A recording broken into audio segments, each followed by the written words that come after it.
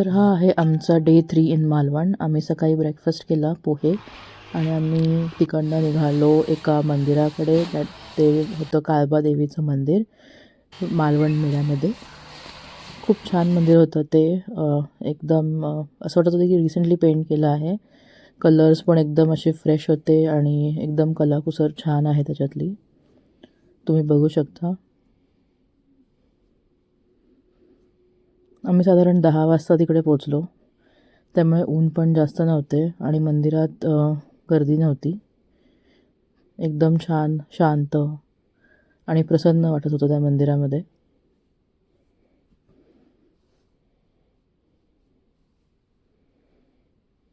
आम्ही गाभाऱ्यातलं काही शूटिंग घेतलं नाही, बाहेरच्या बाहेरच शूटिंग केलं. मंदिराबाहेर एक छान विहीर पण आहे, त्याला पण पेंट केलेलं आहे. आणि ओव्हरऑल सगळं मंदिर असं फ्रेश कलर्सनी पेंट केलेलं आहे, त्यामुळे एकदमच प्रसन्न आणि छान वाटतं. तुम्ही नक्की जाऊन बघा. हे मालवणामध्ये जे गणपतीचं मंदिर आहे साळगावकरांचं, त्याच्याजवळच आहे, जास्त लांब नाही आहे, तर पटकन तुम्ही जाऊ शकता. तिकडे जे पूजा करणार ते त्यांच्याशी आमचं बोलणं झालं आणि त्यांनी आम्हाला मागच्या दिशेने जायला सांगितलं. मग आमची प्रदक्षिणा पूर्ण झाली मंदिराची. मंदिराचं लोकेशन एकदम प्रसन्न आहे, आजूबाजूला हिरवळ भरपूर आहे, झाडं, आणि मंदिर पण एकदम स्वच्छ होतं. सो आजूबाजूला पण असं प्रसन्न वाटत होतं. आणि त्या दिवशी माझा वाढदिवस असल्यामुळे आम्ही सकाळी सकाळी मंदिरात जायचं ठरवलं होतं. सो हे ते मंदिराच्या बाहेर काही कोरीव काम केलेले दगडं पण आहेत. त्याचे डिटेल्स तर मला माहीत नाही आहे, मी तर ते दाखवेन थोड्या वेळात. मंदिराचा कलश आणि सगळं बाकीचं काम पण एकदमच कलाकुसरीचं आहे, छान आहे एकदम.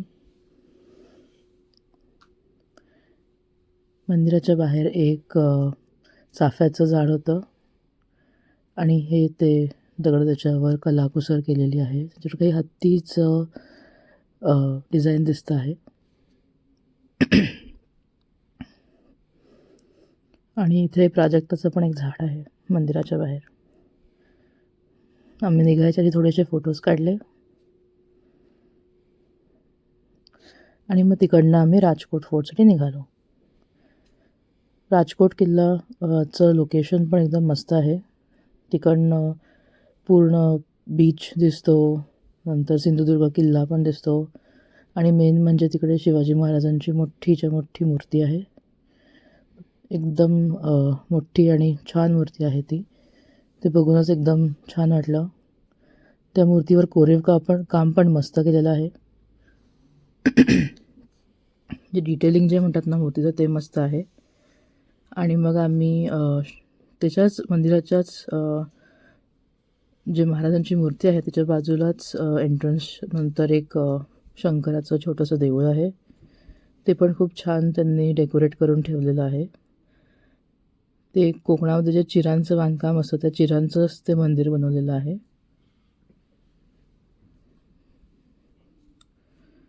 ते मंदिर पण खूप छान आणि प्रसन्न वाटत होतं, छोटंसं मंदिर असलं तरी. ही शिवाजी महाराजांची जी मूर्ती आहे ती जवळजवळ 35 फूट उंच आहे.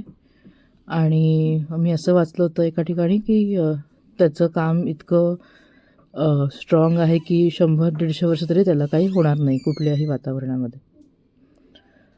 तर हा व्ह्यू आहे तिकडनं मालवण फोर्ट पण दिसतो. राईट साईडला रॉक गार्डन आहे, त्याच्या बाजूला चिवला बीच आहे. तसं ओव्हरऑल लोकेशन मस्त आहे. आम्ही जेव्हा पोचलो तेव्हा ऊन होतं, 11:30ची वेळ होती जवळजवळ, त्यामुळे चांगलंच कडक ऊन होतं. थंडीचे दिवस असल्यामुळे एवढं जाणवलं नाही, पण होतं, ओपन होतं, त्यामुळे म्हणजे सावली नव्हती झाडांची ना जास्त, म्हणून जास्तच ऊन जाणवलं. मग तिकडनं आम्ही निघालो परत एकदा थोड्या वेळ मंदिराच्या आवारात बसलो. तिकडे थोडं पाणी वगैरे प्यायलो. ते लोकेशन इतकं छान आहे की तिकडनं निघावंसंच वाटत नाही. पण फायनली थोड्या वेळाने आम्ही निघालो. तिकडे एक वडाचं झाड पण आहे, ते पण खूप सुंदर आहे.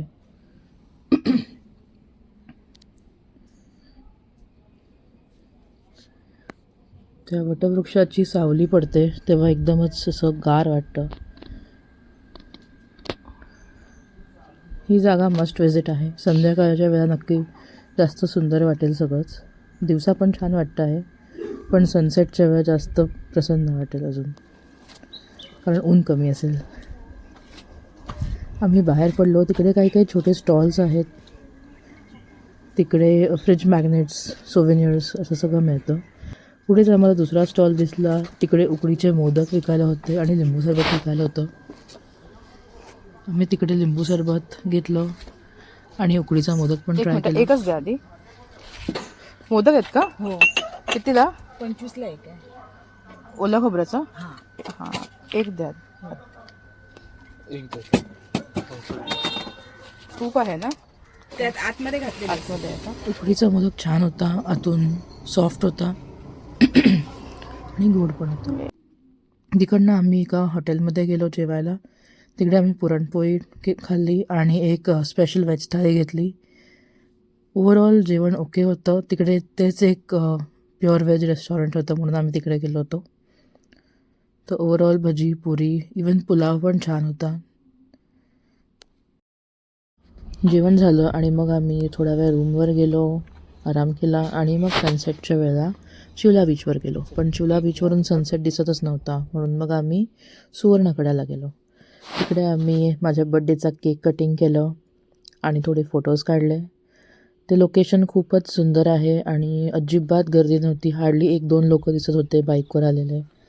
आणि हे सुवर्णकड्याचं जे लोकेशन आहे ते कारनी पटकन ॲक्सेसिबल नाही आहे. 2 व्हीलरनीच जाऊ शकतो माणूस. So that was a added benefit की आम्ही बाईक घेऊन तिकडे जाऊ शकलो. आणि मग आम्ही तिकडनं येताना शंख घेतला, मोठाच्या मोठा शंख. मग आम्ही नंतर डिनरसाठी गेलो. तिकडे आम्हाला दाबेलीचं ऑप्शन होतं म्हणून आम्ही दाबेली घेतली आणि मग फ्राईड राईस घेतला. सो ओव्हरऑल फ्राईड राईसची क्वांटिटी पण चांगली होती, टेस्ट पण चांगली होती. सो हा होता आमचा डे 3 ब्लॉग. तुम्हाला आवडला असेल तर लाईक करा, शेअर करा आणि सबस्क्राईब केलं नसेल तर सबस्क्राईब करा. Thank you for watching.